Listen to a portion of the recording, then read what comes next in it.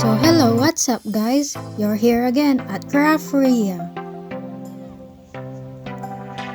For today's video, I am going to teach you how to make patterns in Photoshop plus envelope hacks.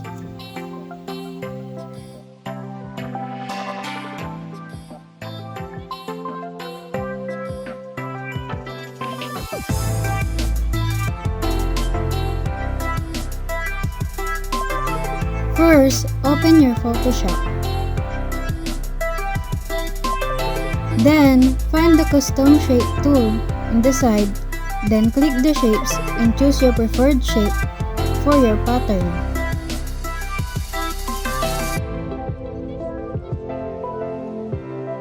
Follow the pictures that are shown in the video. Then, select your preferred color. Easy, right? Drag the shape and create a line of hearts.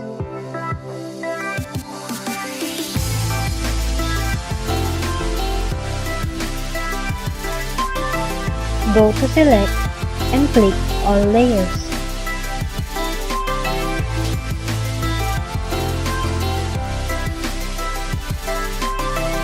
Then, press Ctrl+E.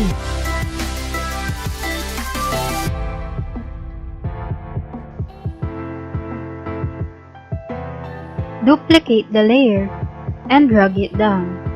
Then, repeat all the steps.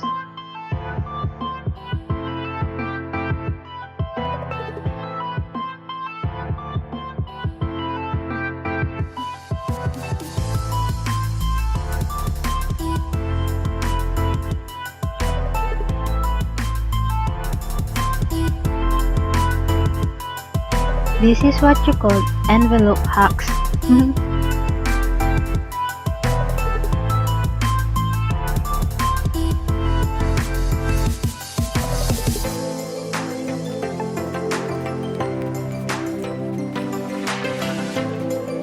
I just go trace the envelope and then I will Xerox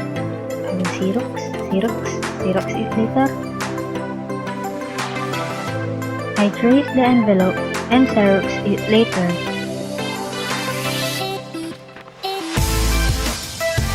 So, it will be perfect and I can use the trace envelope many times.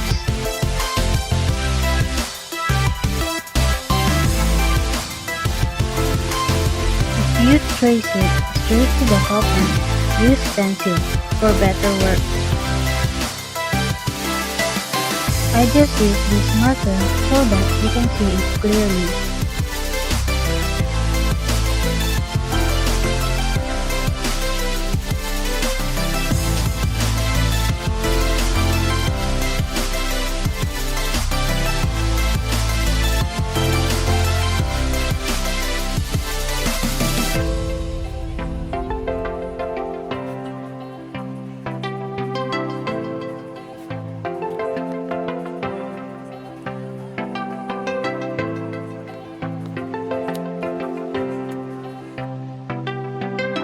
It's photocopy time!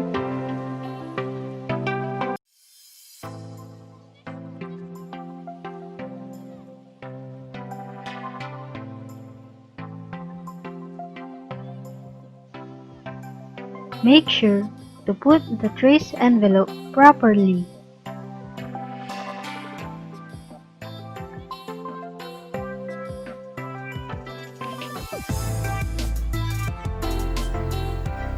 If you will print the patterns on a colored paper or craft paper, follow these steps. Joke, it's only one step. Go delete the background layer.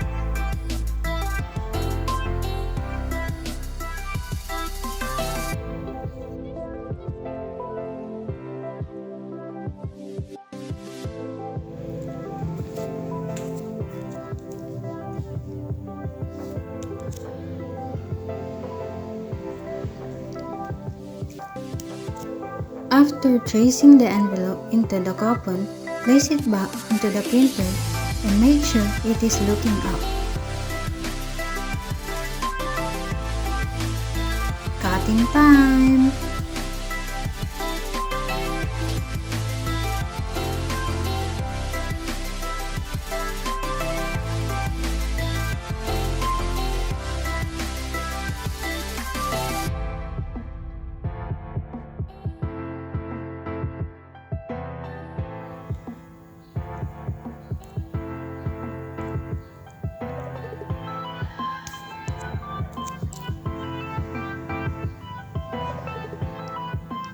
These envelopes are great in sending your loved ones a letter. If you're lazy to create a pattern, please DM me in my Instagram account and tell me your preferred design.